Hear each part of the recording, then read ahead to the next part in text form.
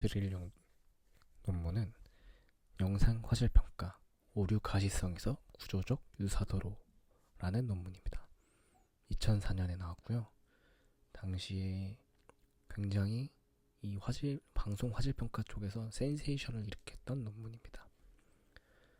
그러니까 이 논문이 뭐냐면은 우리가 이제 어떤 다음 그림과 같이 어떤 영상이나 이미지를 봤을 때 왼쪽의 원본과 오른쪽에 뭔가 손상된 이미지를 보고 오른쪽이 손상되었다는 것을 어떻게 정량적으로 표현할 수 있을까?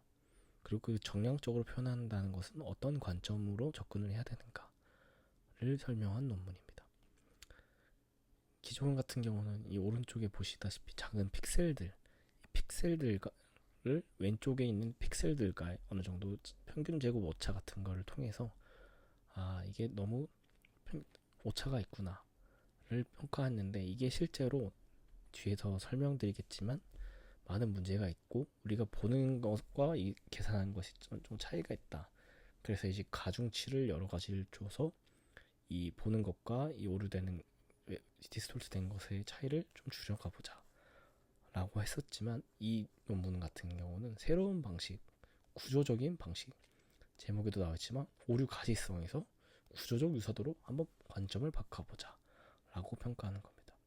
좀 간단하게 설명드리면은, 우리가 지금 이미 이미지를 봤을 때 산의 구조적 모양도, 이 구조적 모양이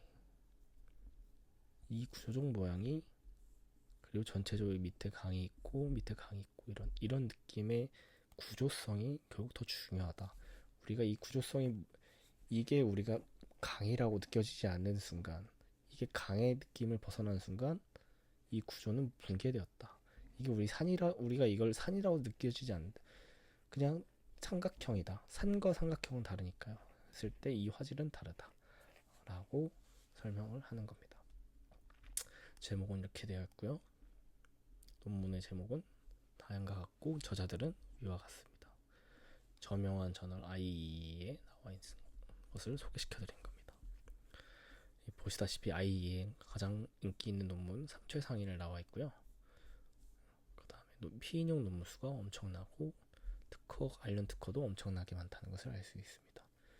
구글 스콜라 기준으로 5만 회 이상 인용이 되어 있고, 일부 인용에서는 거의 7만 회 가까이로 나오기도 합니다. 지금 이미지 영상 화질 평가 분야에서 가장 많이 인용되는 연구 중에 하나라고 보시면 됩니다. 그리고 이 저자인 저우왕 소개시켜드리면, 중국 이름에서 알 수 있다시피 중국 지신이시고요. 현재 캐나다 워털루 대학교에서 전기 컴퓨터공학과 교수이십니다. 이 심이라는 개념, 스트럭처 시뮬러티 인덱스, 이 구조적 유사도 지표의 공동 제안자로 유명합니다. 이 두 번째로 알렌 콜레드포빅, 마찬가지로 공동 제안자 중 한 분이시고요. 미국 텍사스 오스틴 대학교 전기 컴퓨터공학과 교수이십니다. 그 다음에 레이버터리 포 이미지 앤 비디오 인지니어링 책임자이시고 영상 화질 평가 분야의 아주 거장이십니다. 그리고 세 번째 하미드 라임 쉐이크, 마찬가지로 이미지 영상 화질 평가 FIF 등으로 잘 알려진 연구자이고요. 과거 텍사스 오스틴 라이브에서 위에 말씀드린 레이버터리 포 이미지 앤 비디오 엔지니어링에서 박사과정을 연구를 했고, 이후 산업계 또는 삼성에서 연구를 하시고 계십니다. 마지막으로 에러피 시멀 찰리, 미국 NIU에서 계산신경과학, 시각과학, 영상처리 석학을 하셨고요. 스티어러블 피라미드, SSIM 등으로 유명한 분입니다. 이 SSIM은 방송 스트림 업계에서 엄청 널리 사용되고 있고, 논문 저자 전원이 2015년 프라임타임 엔지니어링 에미상을 공동 수상한 쾌거를 얻었습니다. 그래서 이게 말하고자 하는 거는 결국 이 두 개의 이미지가 얼마나 다르냐, 이 이미지가 다르다는 것을 어떻게 평가할 수 있느냐, 그 다음에 이 두 개의 이미지, 첫 번째 이미지를 봤을 땐 구조적인 이 이미지가 화질이 그냥 나쁘다, 우린 나쁘다라고 생각했지만 못 알아볼 정도는 아니잖아요, 그렇죠? 근데 두 번째는 이 선이 조금만 더 있으면은 못 알아볼 수도 있겠다, 화질이 나쁘다기보다는 뭔가 구조가 무너졌다 라고 생각해 볼 수 있습니다.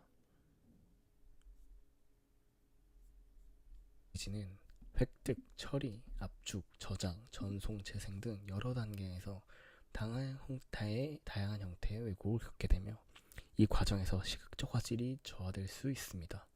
최종적으로 인간이 영상을 본다는 것, 즉 이미지를 본다는 관점에서 보면 시각적 화질을 정량화하는 유일하게 올바른 방법은 주관적 평가, 즉 사람이 보고 판단하는 것입니다.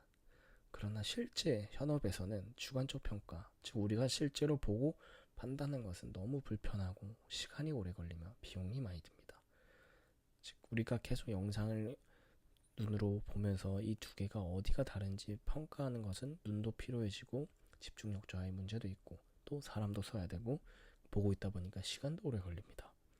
따라서 객관적으로 영상 사실 평가의 연구의 목적은 이렇게 사람이 직접 보고 계산하는 것보다 지각되는 영상 화질을 수적을 통해서 수학적으로 자동으로 예측할 수 있는 수치적 지표를 만드는 것이 가장 중요한 목표입니다.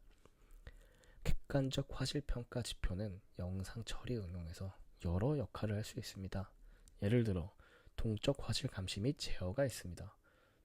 동적 화질 감시 및 제어란 네트워크 디지털 비디오 서버는 이 중에 하나인데 정성 중인 비디오의 화질을 검사해서 스트리밍 자원과 대역폭을 제어 및 배분할 수 있습니다. 즉 이게 무슨 말씀이냐면은 우리가 비디오를 스트리밍 할 때 계속 눈으로 실제 사람이 보면서 판단하는 게 아니라 객관적 화질 평가 지표를 이용해서 지금 화질을 다운시킬까, 지금 화질을 더 올릴까, 네트워크 대역폭을 통해서 수치적으로 정량화한다는 말입니다. 두 번째로는 알고리즘 및 파라미터 최적화가 있습니다. 시각통신 시스템에서 화질 지표는 인코더의 사전 필터링, 비트 할당 알고리즘 설계, 디코더에서 최적 재구성, 오류 은닉, 후처리 필터리 설계 등에 활용될 수 있습니다. 시스템 알고리즘 성능 및 비교 및 벤치마킹이 세 번째인데 이게 어떤 의미냐면은 서로 다른 영상 처리 시스템이나 알고리즘의 성능을 비교하는 기준으로 우리가 이렇게 아까 말씀드린 객관적 화질 평가의 수치적 정량화를 이용할 수 있다는 것을 말씀드립니다. 객관적 화질 지표는 기준 영상의 사용 기능 여부에 따라 다음과 같이 나눌 수 있습니다. 참고의 영상을 보시면은 풀리 레퍼런스, 전체 참조, 즉 이거는 어떤 말이냐면 왜곡 영상과 완전한 기준 영상이 모두 있는 경우를 말합니다. 그 다음에 reduced reference, 축소 참조, 기준 영상에서 몇 가지 특징만 추출해 부가 정보로 제공하는 경우를 말합니다. no reference, 무참조, 기준 영상 없이 왜곡 영상만으로 화질을 평가해야 하는 경우를 말합니다.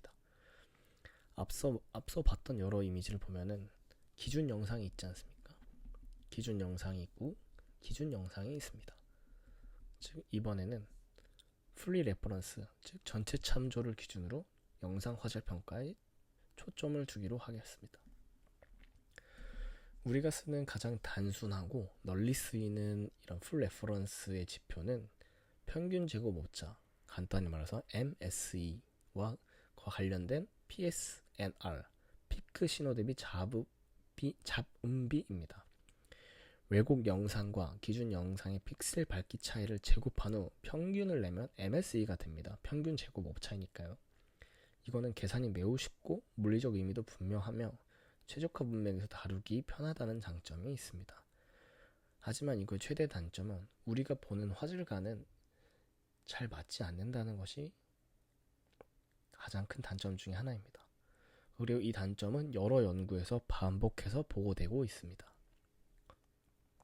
2004년 기준으로 30년 동안 인간 시각 시스템은 알려진 특성들을 활용해서 이 MSE를 수정 보완하려는 다양한 방법들이 제안이 되어 왔습니다.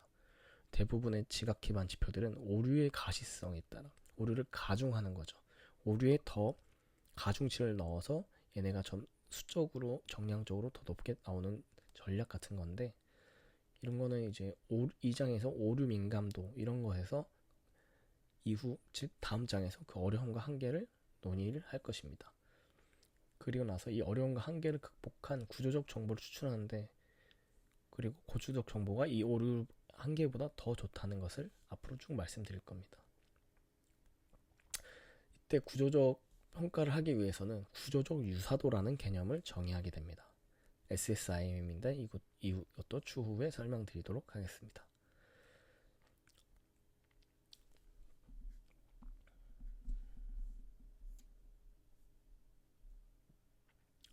먼저 기존에 나왔던 오차 가시성 기반 화질 평가입니다.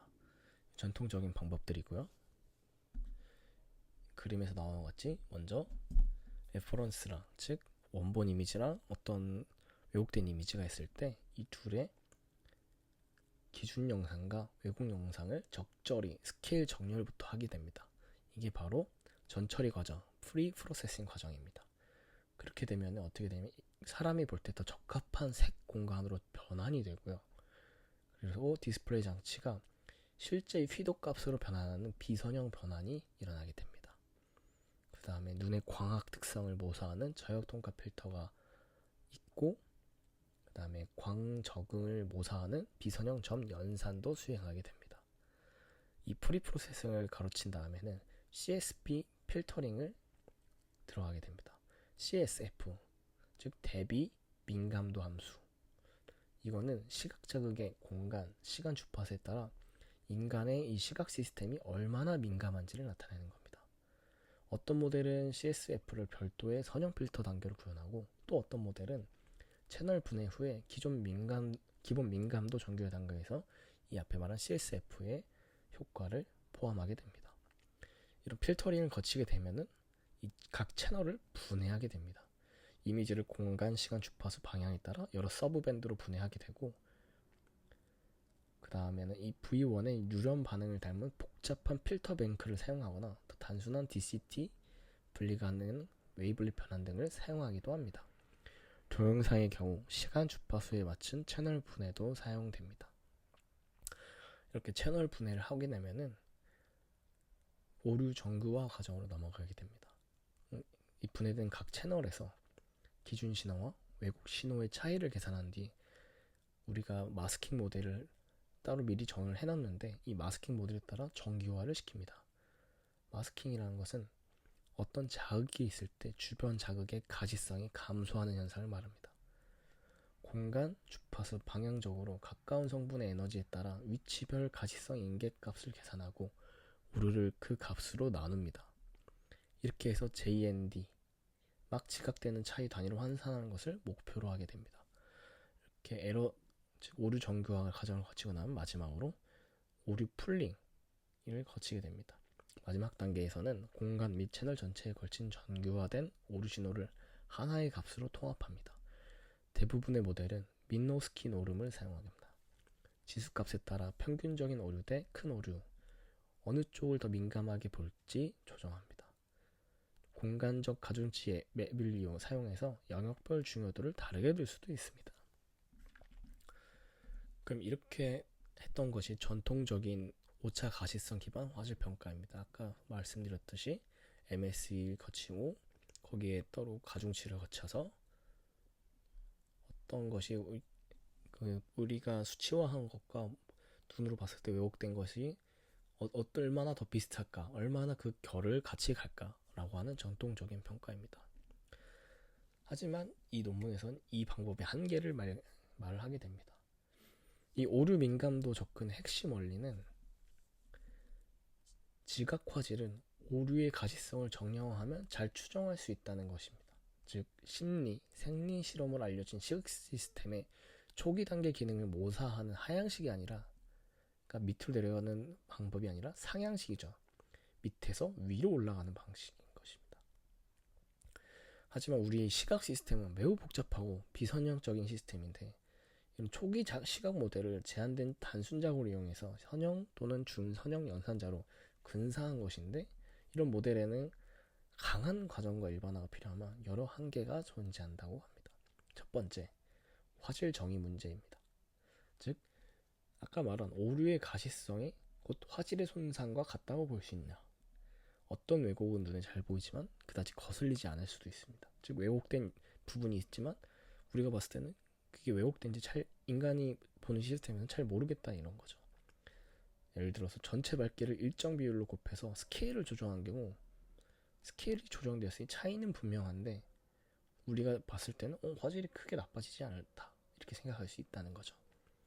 어떤 연구에서는 영상 충실도와 주관적 화질의 상관이 그리 높지도 않은데 라고 했던 연구도 있는 것으로 알려져 있습니다. 두 번째 한계는 역취 초과 문제입니다. 그러니까 많은 심리 실험은 막 보일 듯 말 듯한 최소 변화, 즉 역치를 측정하는 데 최적화되어 있습니다. 그러나 실제 영상 처리에서는 역치보다 훨씬 큰 왜곡이 존재합니다. 역치 근처에서 얻어진 모델이 역치보다 훨씬 큰 왜곡된 영역까지 일반화하는지는 명확하지 않습니다. 최근에는 역치 초과 영역에 대한 심리 실험 결과를 모델에 포함하려는 시도들이 이루어지고 있지만 여전히 제한적입니다. 세 번째 한계는 자연 영상의 복잡성 문제입니다. 즉, 우리가 실험에 사용되는 이런 이미지들은 점, 막대, 사인 함수, 탄젠트 함수, 사인 격자 등 매우 단순한 모델들이지만 우리가 실제로 자연적인 영상들, 자연 풍경이나 낙화하는 영상이나 잎이 떨어지는 영상들, 이런 것들은 단순 패턴이 겹친 굉장히 복잡한 구조입니다. 즉, 몇 개의 단순 패턴 간 상호작용 모델이 수백 개 패턴의 상호작용에도 그대로 적용될 수 있을지는 확실하지 않습니다. 최근에는 단순 패턴과 복잡 패턴을 모두 포함한 데이터셋이 나오고 있지만 여전히 연구가 진행 중입니다. 즉, 실제는 더 복잡하다라는 것이 세 번째 한계. 네 번째, 산관 제거 문제입니다. 민노스키 노름으로 공간적으로 오류를 폴링할 때는 서로 다른 위치의 오류가 통계적으로 독립이라는 가정이 들어갑니다. 즉, A 위치와 B 위치의 오류는 서로 통계적으로 독립되어 있다. 이런 가정이죠. 하지만 웨이블릿 계수 등 자연 영상의 성분들은 서로 독립적이지 않으며 강한 상관성을 가지고 있습니다.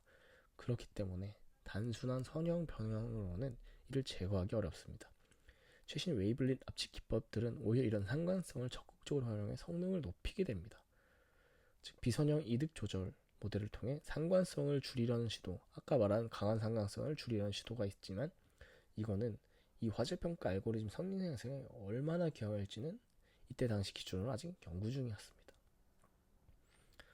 인지적 상호작용 문제, 관찰자의 이해도, 주의, 시선, 이동, 과제, 사전 정보 등 우리가 보는 것은 단순히 그냥 눈으로 보는 것을 넘어서서 고차원 인지 과정에 지각되는 것입니다. 즉, 이런 고차원적인 것이 결국 지각되는 화질에 영향을 미친다는 것이 인지적 상호작용 문제입니다. 쉽게 얘기해서는 우리가 그냥 본다라는 개념은 우리의 각각 개인마다도 다르고 개인의 어떤 배경 지식, 개인의 집중력 이런 것과도 영향이 있다는 것이죠. 즉, 같은 이미지를 봐도, 우리가 같은 사과 이미지를 보여도 우리 머릿속에 생각이 다르게 돼 있으면은 서로 다른 이미지를 볼 수도 있다. 이런 것이 바로 인지적 상호작용의 문제입니다. 하지만 이제 아까 말씀드린 것 같은 오류 기반 문제 같은 경우는 대부분의 화질 지표는 이런 인지적 요소를 다루지 않습니다. 그냥 정량하기 어렵고, 사실 이런 건 수학적으로 각자의 배경 지식을 공통하기도 어렵기 때문에 이런 한계가 있다는 것이 기존 오류 민감도 기반 화질 평가의 문제점입니다. 그래서 이 논문의 저자들은 우리는 이것과는 좀 다르게 가겠다. 즉, 사람이 보는 것이 수학적으로 어떻게 정의할 수 있는가를 다른 관점을 보겠다. 그래서 제시한 게 픽셀 간의 오차보다는 구조적 유사성, 구조에 집중하자라는 것이 이 논문의 생각입니다. 논문에 나타난 이미지인데요. 자세히 보시면 다들 이미지가 살짝씩 왜곡되어 있고 블러 처리된 것도 있고 어떤 다른 픽셀이 바뀐 것도 있고 이렇게 볼 수 있죠. 이 논문의 가장 중요한 개념입니다. SSIM, 구조적 유사성 지표입니다.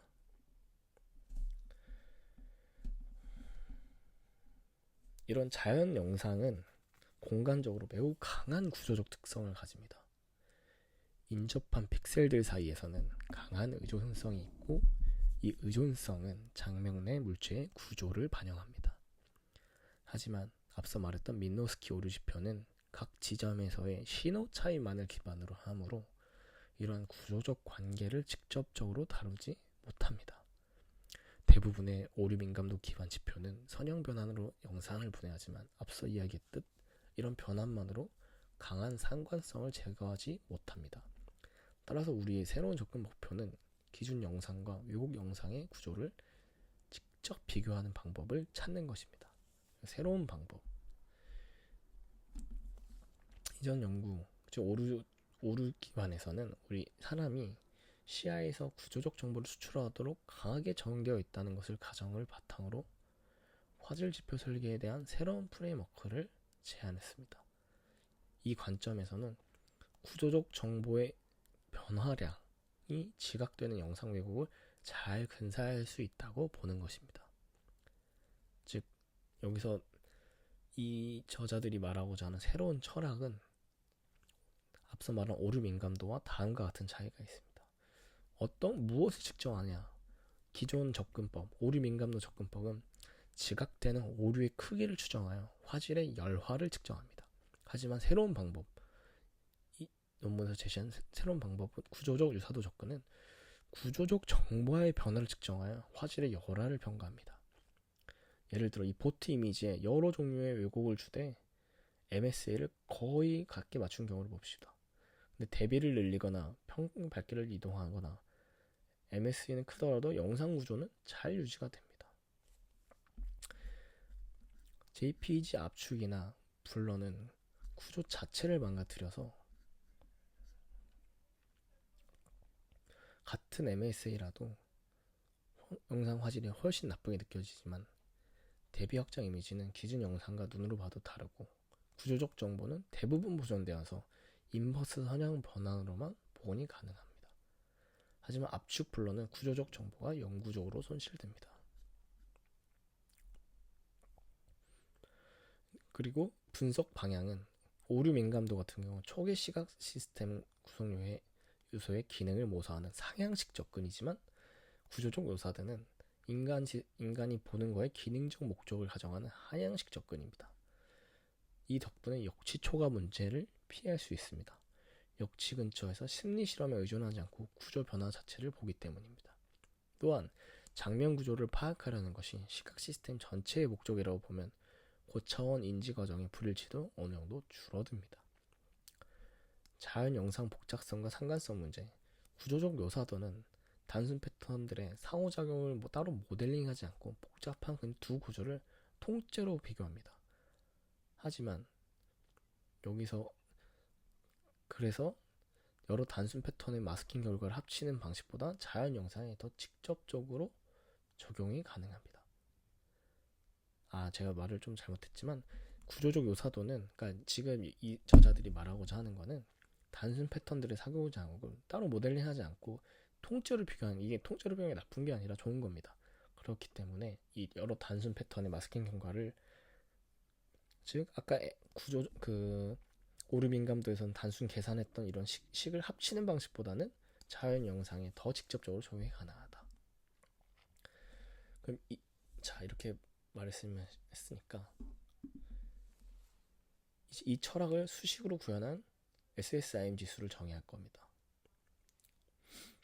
영상 형성 과정에서 볼 때 어떤 물체의 휘도라는 게 있습니다. 휘도는 영상의 표면에서 조명 곱하기 반사율로 나타낼 수 있습니다. 그리고 구조는 조명과 무관한 반사율 패턴에 해당합니다. 따라서 구조 정보를 얻기 위해서는 휘도에 영향을 분리하는 것이 바람직합니다. 왜냐하면 구조는 조명과 무관한 반사율 패턴에 해당하는 거니까. 그래서 우리는 영상의 구조 정보를 평균 밝기의 대비와 무관하게 장면 내 물체 구조를 나타내는 속성으로 정의합니다. 밝기와 대비는 공간에 따라 달라질 수 있으므로 국부 밝기와 대비를 사용하게 됩니다.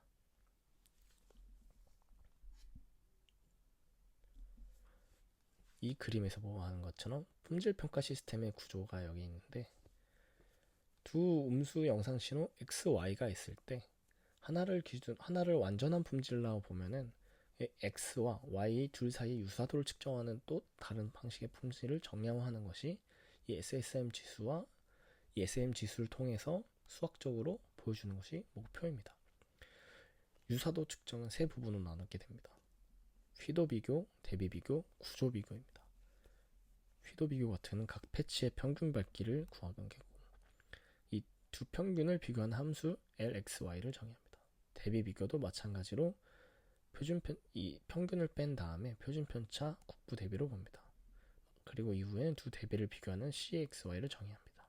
C는 대비, 컨트라스트, L은 휘도, 루미넨스. 그 다음에 구조 비교, 여기서도 나와있지만 평균과 표준 편차로 정교한 패치를 각각 구조 벡터로 보고 이걸 또 내적을 통해서 구조 의사도 스트럭처럴 XY로 정의하게 됩니다. 그리고 이렇게 정의한 것을 도표로 쉽게 하는 것이 바로 여기 있는 그림이라고 보시면 됩니다. 그리고 마지막으로 이 세 비교 값을 곱 형태로 결합해 SSIM을 정의하게 됩니다. 즉, 이 L, 루미넨스 XY는 이렇게 돼요. 이 맨 위에 있는 UX 같은 경우는 밝기의 평균입니다. 그래서 각 밝기를 전부 더한 다음에 N 개수로 나눠지는 거죠. 그럼 이 LXY는 이 오른쪽과 같이 수식을 정의하게 되고, LC, S에 대한 각각의 수식을 다, 밝기를 통한 수식을 다 아까 말씀을 드렸고, 이걸 최종적으로 변화하게 되면 맨 밑에 SSIM에 이렇게 수식으로 정의될 수 있다 라는 것을 보여주는 겁니다. 즉, 각 항이 1에 가까울수록 두 패치가 비슷하다는, X와 Y가, 지금 여기서는 X가 만약 원본이면 Y가 화질이 왜곡된 겁니다. 그래서 이 둘이 1에 가까울수록 이 두 패치가 비슷하다는 거고, 전체 심도 1에 가까울수록 두 신호가 매우 유사하다, 즉 두 영상이 매우 유사하다는 의미입니다. 이 식을 잘 보시면은 적절한 상수 C1, C2, C3, C1, C2 이런 거를 포함해서 분모가 0이 되는 수치적 불안정을 피하도록 정의했고, 그 다음에 특정 성질을 만족하도록 설계를 하게 되는데, 이거는 이제 대칭성이 중요합니다. 지금 CMXY라고 되어 있지만 이게 어떤 거랑 동일하냐면 CMYX, 즉 대칭적으로 XY가 계산해도 동일하게 값이 나온다 라는 것과, 유계성, 값이 일정 범위에 머무르는 거죠. 막 무한으로 튀고 이러면 안 되고 마이너스 무한으로 튀고 이러면 안 된다는 겁니다. 그리고 최대값이 유일해야 된다는 겁니다. 즉 X랑 Y가 완전히 같을 때면 최대값이다 라는 것을 가정을 하게 됩니다. 만족하도록 설계를 하게 됩니다. 이렇게 정의된 SIM은 기존 민노스키 기반 지표와는 다르게 벡터의 길이와 방향 두 요소를 분리해 비교한 형태가 됩니다. 그래서 이거 같은 경우는 도식화할 수가 있는데, 이렇게 도식화할 수 있습니다. 그래서 이거를 2차원 예제로 도식화한 거고요. 민노스키 오류는 원점에서의 유클리드 거리 등으로 등거리 곡선을 그리지만, 심 같은 경우는 벡터의 길이와 각도를 분리해서 일종의 극좌표 기반 등거리 곡선을 만든다고 볼 수 있습니다. 그러면은 심을 이용한 전체 영상 화질 평가는 어떻게 할 것이냐, 그리고 이 그림을 어떻게 볼 것이냐에 대해서 말씀드리겠습니다. 이 그림에서 A 같은 경우는 단순 민노스키입니다. 즉 아까 설명했던 오류 기반입니다. 그래서 모두 모양이 원형이죠. 즉 모든 방향과 성분의 동일 가중치입니다. 이게 무슨 뜻이냐면 유클리드 거리만 본다는 것입니다. 방향, 즉 구조가 달라졌든 길이 또는 여기서 길이가 뭐냐면 대비입니다. 이게 달라졌든 같은 크기만큼 변하면은 같은 왜곡으로 평가가 되는 겁니다. 즉 이게 어떻게 되냐면 구조가 바뀌어도 거리가 같으면 동일 왜곡으로 보니까 사람의 느낌과 어긋날 수 있다. 두 번째는 이 성분을 가중한 겁니다. 아까 맨 처음에 설명할 때 기존 평가 같은 민노스키 같은 경우는 가중한 값을 통해 최대한 눈으로 보는 것과 유사하도록 계속 가중치를 조정한다라고 말씀을 드렸죠. 모양 같은 경우는 축에 정렬된 타원이고 성분별 가중이 다르기 때문에 타원 형태로 했습니다. 어떤 성분은 더 중요하고 어떤 성분은 덜 중요한가? 이런 게 아까 우리 CSV 필터링, 채널 분해 이런 것에서 가중치가 다르게 적용이 됩니다. 그러므로 그때마다 구축의 방향이 늘어나거나 줄어들고요. 그래도 이제 모든 참조 위치에서는 모양 크기는 고정, 즉 신호에 비적용된 상태입니다. 세 번째 그림은 컨트라스트, 즉 대비 의존 가정입니다. 모양은 타원이지만 신호 크기에 따라 스케일이 바뀌는 거죠. 가까운 거리의 원이 작지만 먼 거리는 원이 커진 걸 볼 수 있죠. 즉 이건 뭐냐면은 대비 마스킹을 반영해서 대비가 큰 곳의 변화는 덜 눈에 띄지만 대비가 작은 곳의 변화는 더 눈에 띈다. 즉 등거리선이 신호 세기에 적응이 된다. 하지만 여기의 한계는 여전히 방향축에 고정된 타원입니다. 이 D번 같은 경우는 B와 C를 합친 겁니다. 성분별 중요도도 다르고 신호 크기에 따라 민감도도 달라진다. 계속 눈에 보이는 것과 실제 이 계산값을 맞추려고 여러 가중을 주다 보니 D의 모양이 나오게 되는 겁니다. 즉 어느 정도 적응적이고, 하지만 여기 한계점은 등고성 방향, 즉 여전히 성분축 기준으로 등고성 방향이 되어 있다라는 게 한계입니다. 자, 2번 F번이 이제 심 방법, 새로운 방법이죠. 모양 같은 경우는 보시다시피 극좌표 정렬에 맞춘 등거리선이고, 심은 이제 벡터의 길이, 즉 대비와 각도, 구조를 분리해서 비교가 됩니다. 구조 변화, 즉 각도 변화에 더 민감하고 각도 변화로 등거리선이 더 촘촘하게 됩니다.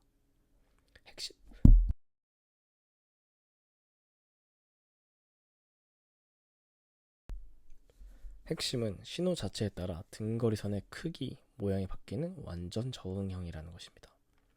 F는 제한법 심 대비 CXY, 즉 대비에 더 가중, 2번은 구조에 더 가중, F는 대비에 더 가중. 이와 유사하되 반지름 대비 변화 쪽이 더 민감해졌죠. 그래서 대비 차이, 길이 변화를 더 무겁게 보기 위한 심 변형입니다. 정리하게 되면은 A 같은 경우는 길이가 같게 변하면 다 같은 왜곡이다. 즉 구조를 무시한다. B는 일부 성분은 더 중요하다.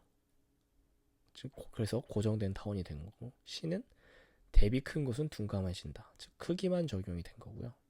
D는 성분과 크기가 둘 다 적용돼서 부분 적응이 되었습니다. 이 F는 각도와 길이 대비를 분리해서 본다. 극좌표 정렬, 신호정 완전 정의. 또 E와 F의 차이점은 E는 구조에 더 가중이 된 거라면 F는 대비, 컨트라스트에 더 가중이 된 부분입니다. 지금 이게 그러면 과연 등거리선이 설득력이 있는가? 우리 같은 사람은 얼마나 다른가? 즉 거리보다 모양 패턴이 보정됐는가? 구조가 부정됐는가? 즉 각도와 대비가 유지됐는가? 길이를 따로 느낍니다. 그래서 SSI는 이 둘의 곱으로 결합해서 둘 중 하나만 깨져도 점수가 크게 떨어지게 설계되어 있습니다. 즉 우리의 실제 직업과 상관이 높음을 설명이 됩니다. 그래서 대비만 바뀐 거, 즉 밝기 대비 보정한 이미지는 구조가 유지되면 그래도 높은 점수가 나오지만 블러 압축 아티팩처럼 구조가 무너지면 점수가 크게 떨어집니다.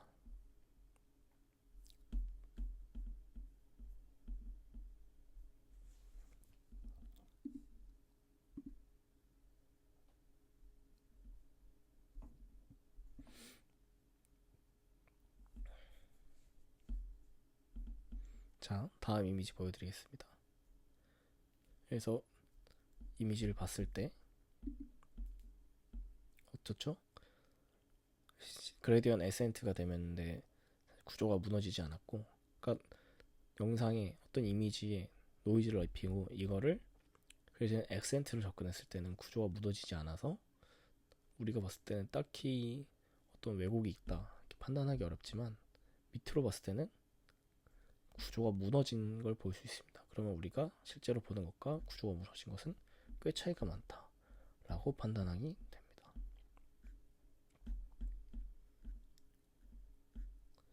그렇기 때문에 우리는 이런 실험들을 할 때 중요한 것은 어떤 전제가 있냐면은 실제 영상은 더 크고 통계적 특성이 위치마다 크게 달라집니다. 그래서 IM을 영상 전체에 단 한 번 계산하기보다는 국부 윈도우 단위로 계산한 뒤 평균을 내는 것이 더 적절하다. 한마디로 이것도 조정을 하는 거죠. 수학적인 조정을 하게 되는 겁니다. 그래서 보통 11 곱하기 11 가우시안 가중 윈도우를 사용하게 되고, 그 다음에 각 위치에서 윈도우를 씌워서 국부를 계산한 뒤 SSIM을 구합니다. 그 다음에 이렇게 얻은 SSIM 전체 영상에 대한 평균한 것, 즉 min SSIM, MSSIM이라고 합니다. 동시에 위치별 SSIM 밥 그대로 품질 매부를 사용하면은 SSIM을 평균도 내고 그 자체로도 사용을 하게 되면은 어느 부분에서 구조가 많이 망가졌는가를 시각적으로 확인할 수 있게 됩니다. 그리고 나서 이렇게 실험을 하게 되는데, 이 실험을 한 게 이 앞에 보이는 이미지입니다. 이 실험의 목적이 뭐냐면은 단순히 한 이미지의 여러 왜곡에 대해서는 대부분의 화질 지표가 일정한 경향을 보이지만 다른 원본 이미지, 즉 다른 왜곡 종류가 섞일 때는 기존 지표, 우리가 아까 말했던 MSE나 PSNR 등의 성능이 급격하게 떨어진다. 그래서 여기 논문이 주장하고자 하는 SSIM의 크로스 이미지 간 왜곡 일관성이 일관적이다 라는 것을 검증하려고 하는 겁니다. 그래서 최악 경우 검증이 있는데, 핵심적인 생각은 즉 MSE를 유지한 채로 SSIM만 심만 올리거나 내리는 방향으로 영상을 수정해 보면 심이 실제 시각적으로도 좋은 화질과 나쁜 화질을 구분하는지 확인할 수 있습니다. 즉 이 MSI랑 심을 동시에 적용을 하는데, MSI는 그대로 놓고 심값만 하나는 올리고 하나는 내리는 겁니다. 그래서 그레디언트 디센트, 액센트 방법으로 이 심을 증가하거나 감소시킨 게 바로 이 앞에 있는 이미지입니다. 대신 MSE는 일정하게 유지되도록 제약을 넣어놓습니다. 그래서 A는 원본 이미지이고 B는 노이즈가 추가된 초기 이미지, C는 그레디언트 액센트, 즉 심이 증가하는 방향, 즉 구조가 유지되는 방향으로 하면 C라는 이미지가 나오게 됩니다.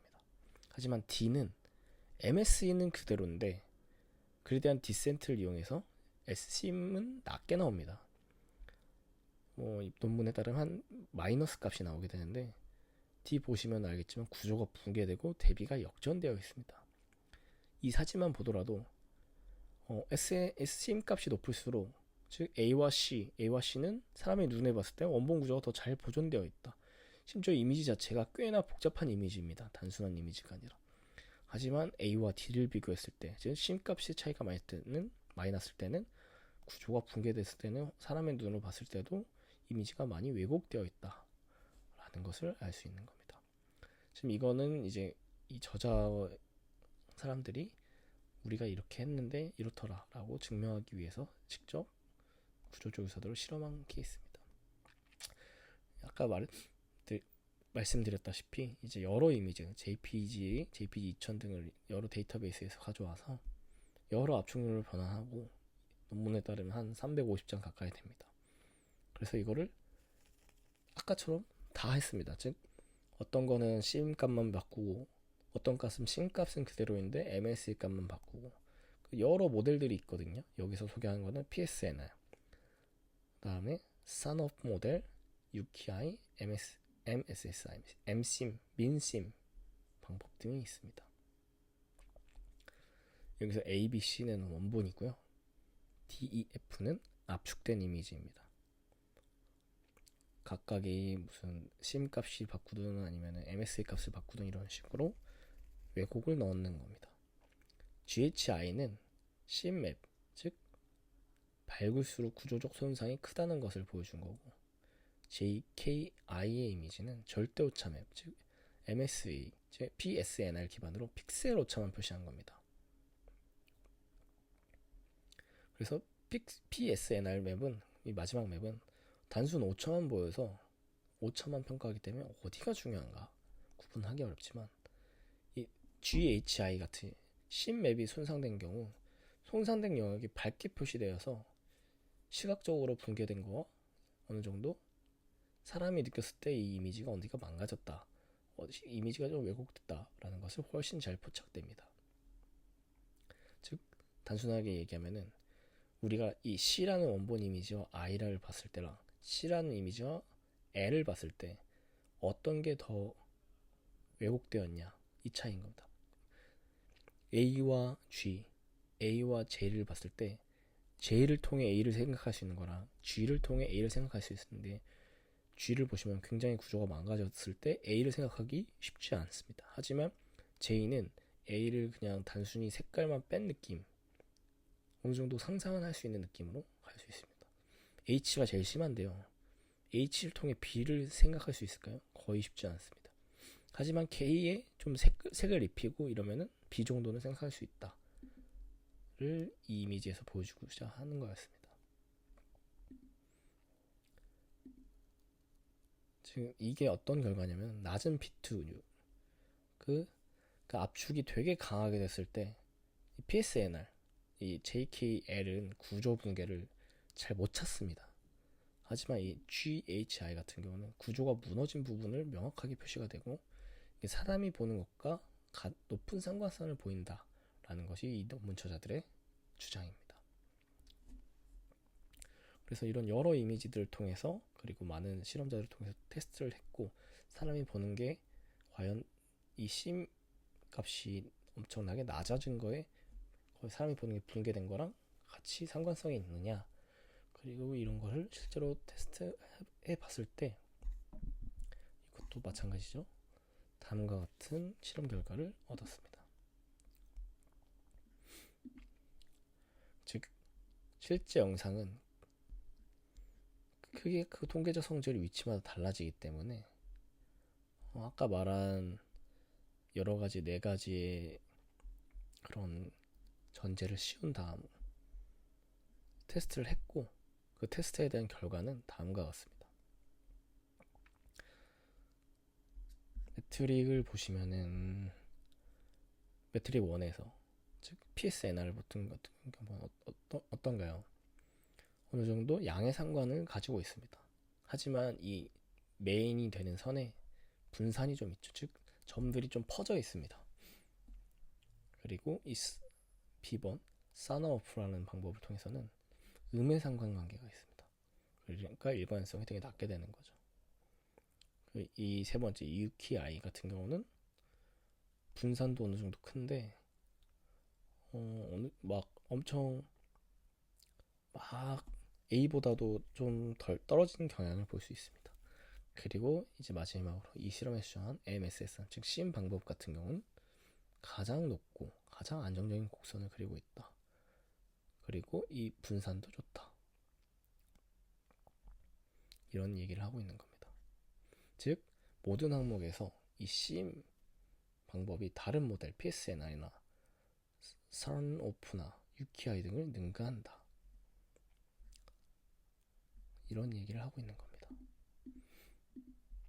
그럼 요약을 해보면은 이 PSNR 즉 MSE 기반의 이거는 틀린 게 픽셀의 오차입니다. 그 UKI는 통계적 유사도를 보는 거고, MSSI는 아까부터 말했지만 구조적 요소들을 봅니다. 그렇기 때문에 이 A 통계는 구조적 손실을 감지하지 못합니다. 그리고 이 UKI 같은 경우는 저 대비 영역 불안정이 있습니다. 그렇기 때문에 A가 과연 사람 시각과의 일치가 있냐, 근데 그게 맞다는 것이 이 실험의 요지입니다. UKI 같은 경우는 사람의 시각과 차이가 있냐? 거의 중간이다. 근데 MS 심 방법은 매우 높다. 그랬을 때 크로스 디스토스 성능을 평가해 봤을 때는 MSE 기반은 불안정하고 UKI도 불안정하지만 심 방식은 매우 안정적이다. 그래서 모든 방법에서 이 심이 최고의 성능을 가졌다. 이런 얘기를 하고 있습니다. 즉 여기서 보시면은 이 심 방법이 모든 것에서 다 좋더라. 그래서 이 설명을 해드리면은 론 라이너 레그레션, 즉 원래 선형 비교가 아니라 비선형 비교고, 그 다음에 이런 비선형 비교 같은 경우는 통계적으로 유사성이 있거나 그런 p-밸류 같은 것을 계산할 때 널리 쓰이는 통계적 방법이죠. 그 다음에 바이런스 웨이티드 레그레션도 마찬가지로 통계적 방법이고, 랭크 오더도 마찬가지입니다. 여기서 CC는 주관적 점수와 상관계수입니다. 그리고 MAE는 평균 절대 오차, RMS는 평균 제곱근 오차, OR은 아웃라이어 레이티오, 즉 평균의 그 표준 편차에서 정규와의 표준 편차에서 벗어난 이상치들 비율이고, WMAE는 웨이티드 메이라고 해서 가중평균 절대 오차, WRMS는 웨이티드 RMS, 즉 가중평균 제곱근 오차, 그리고 OR은 아까 설명드렸고, SROCC 같은 경우는 순위일치도, 즉 단조성입니다. 보시다시피 MSSR이 좋은 거는 모든 것에서 점수가 높고, 낮은 것으로 좋을 때는 또 가장 낮은 것으로, 특히 상관계수랑 순위 상관은 인간의 평가와 거의 일치한다 라는 것이 이 연구의 제안입니다.